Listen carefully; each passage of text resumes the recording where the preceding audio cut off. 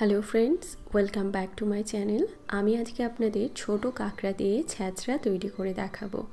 छोटो काकड़ा दिए अनेके काकड़ार भुना बा काकड़ार झाल कालिया एरकमई खेयेछेन हबे, किन्तु आमी आज के आपनादेर तैरी करे देखाबो छोटो काकड़ा दिए छ्याचड़ा, जेटा असाधारण हय खेते।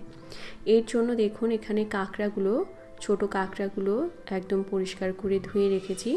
काकड़ा यदि बाड़ीते एने काटा हय खूब भालो हय, ताहले आर कि ओई माने पागुलो फेले गोटा अवस्थाय धुए तारपरे घिलुटा बार करे धुले सबचाइते भालो हय। तबे आमी आजके दोकान थेके काटिये आनिয়েছি बोले ओई जोन्नो एर मध्य घिलुटा अनेकटाई धुए चले गेছে। तो आपनारा यदि बाड़ीते काटते पारेन खूब भालो हय। आमी अन्यदिन आपनादेर काकड़ा कि करे काटते हय देखिए देब। तो एर मध्य नुन और हलुदेर गुঁড়ো दिए এই কাঁকড়াটাকে সুন্দর করে মাখিয়ে নিচ্ছি। এই সময় বাজারে খুব কাঁকড়া পাওয়া যাচ্ছে, আপনারা এই সময় এই রেসিপিটা বানিয়ে নিতে পারেন। ছ্যাঁচড়া তৈরি করার জন্য এখানে আমি ঝিঙে কেটে রেখেছি, মূলো রয়েছে, মূলোটাকে ভাপিয়ে নিতে হবে। এখানে বেগুন রেখেছি, কালো বেগুন বড় বড় করে ডুমো ডুমো করে কেটে রেখেছি। আর বেগুন কিন্তু অবশ্যই দিতে হবে এই রেসিপিতে। আর এখানটায় টমেটোর দানাগুলোকে ফেলে তারপরে কেটে রেখেছি। আর এখানটায় রয়েছে মিষ্টি কুমড়ো, এর খোসাটা আমি ফেলে দিয়েছি। আপনারা যদি মনে করেন খোসা সহ করতে চান করতে পারেন। আর এখানটায় আমি পটলের খোসা পুরো ছাড়িয়ে নিয়েছি, তাহলে লাবড়াটা অনেক সুন্দর মাখো মাখো হবে, ভালো হবে। আর এখানটায় পেঁপেটাকেও বড় বড় করে কেটে রেখেছি। দেখুন এই ছ্যাঁচড়া বা লাবড়া তৈরি করলে অনেক প্রকারের সবজি নিতে হয়, তাহলেই ভালো হয়। এখানে গোল আলু একটা বড় সাইজের ডুমো ডুমো করে কেটে রেখেছি। আরও কিছু সবজি রয়েছে, দেখুন এখানে আমি বরবটিটাকে কেটে ধুয়ে রেখেছি, এরকম বড় বড় করে কেটে রেখেছি।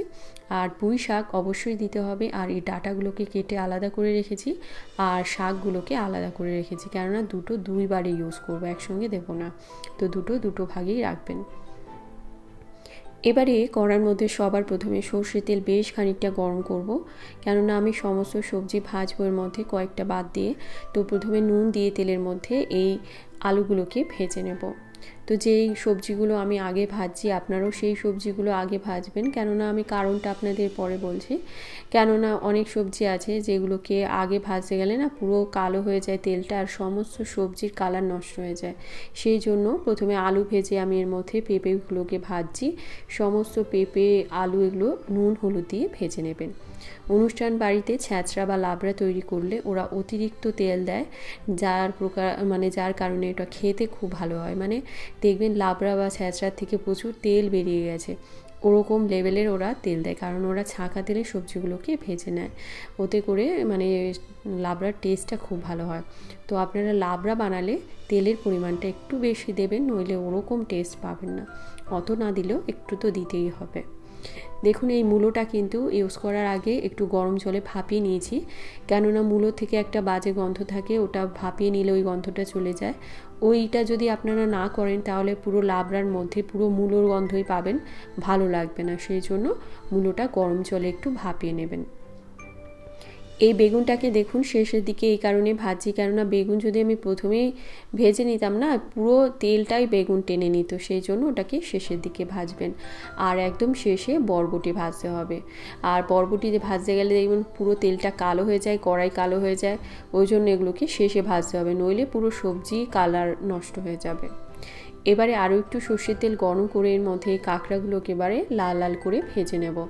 আপনারা ছোটো কাঁকড়ার জায়গায় বড় কাঁকড়াও দিতে পারেন, একটু ছোট ছোট করে কেটে নেবেন।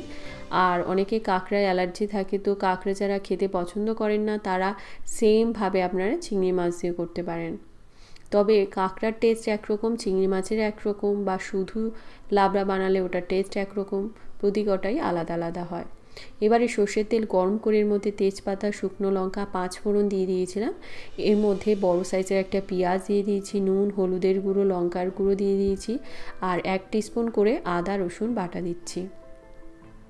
মানে 5 ফোড়ন দেবেন ফোড়নে, আর পেঁয়াজটা দেবেন একটা মতন কুচি করে, বাটা দেওয়ার দরকার নেই। আদা রসুনটা অল্প অল্প করে বাটা দিতে হবে। এই পেঁয়াজটা যখন একদম লাল লাল হবে তখন এর মধ্যে আমি দিয়ে দিচ্ছি কাঁচা লঙ্কা চিড়ে আর টমেটো। কাঁচা লঙ্কাটা একটু কমই দেবেন, কেননা লাবড়া অতটা ঝাল হয় না।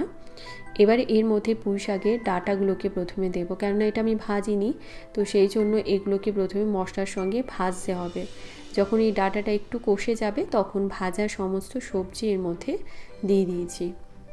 তো লাবড়া বানালে বা ছ্যাঁচড়া বানালে একটু তেলের পরিমাণ বেশি দেবেন, আর সবজি চেষ্টা করবেন অনেক প্রকারের ইউজ করতে, তাহলে ভালো হয়। ওর মধ্যে কুমড়ো, পুঁই শাক, তারপরে মিষ্টি আলু দেওয়া যেতে পারে, খুব ভালো হয়।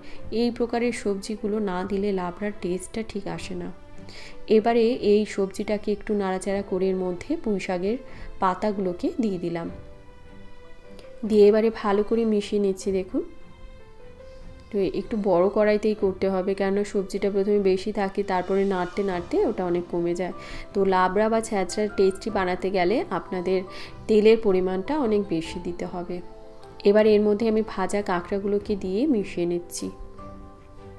আর এই লাবড়া বানাতে অনেক সময় লাগে, মাংস থেকেও আমার মনে হয় বেশি সময় লাগে এই লাবড়াটা ঠিকঠাক করে বানালে। আর এটা বানালে আপনার এইটা দিয়েই মনে হবে সব ভাত খেয়ে নিই, এটা আমি গ্যারান্টি দিচ্ছি। তো সাইড দিয়ে আমি একটু জল দিচ্ছি, কারণ এই সবজিগুলো সিদ্ধ হয়ে যেন একটু মাখো মাখো হয়।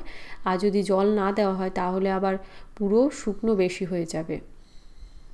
দেখুন সবজিটা সুন্দরভাবে সেদ্ধ হয়ে গেছে। এটা আরও অনেক জল শুকনো হবে, আরও অনেকক্ষণ ধরে এটাকে নাড়তে থাকতে হবে। যখন দেখবেন যে সবজিটা পুরো শুকনো হয়ে এসছে, তখন এর মধ্যে একটু চিনি আর একটু গরম মশলার গুঁড়ো দিচ্ছি। এর মধ্যে ভাজা জিরে রয়েছে, একটু এলাচ আর দারচিনি।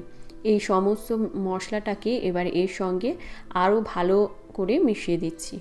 এটা যতক্ষণ একদম তেল তেল ছাড়বে ততক্ষণ অবধি এটাকে নাড়িয়ে এবারে নামিয়ে নিয়েছি। দেখুন তৈরি হয়ে গেল কাঁকড়ার ছ্যাঁচড়া। তো আপনারা এটা বানিয়ে গরম ভাতে সার্ভ করুন, আশা করি আপনাদের সবার খুব ভালো লাগবে। কীরকম লাগলো জানাবেন। যদি ভালো লেগে থাকে অবশ্যই লাইক করুন, শেয়ার করুন আর আমার চ্যানেলটিকে সাবস্ক্রাইব করবেন।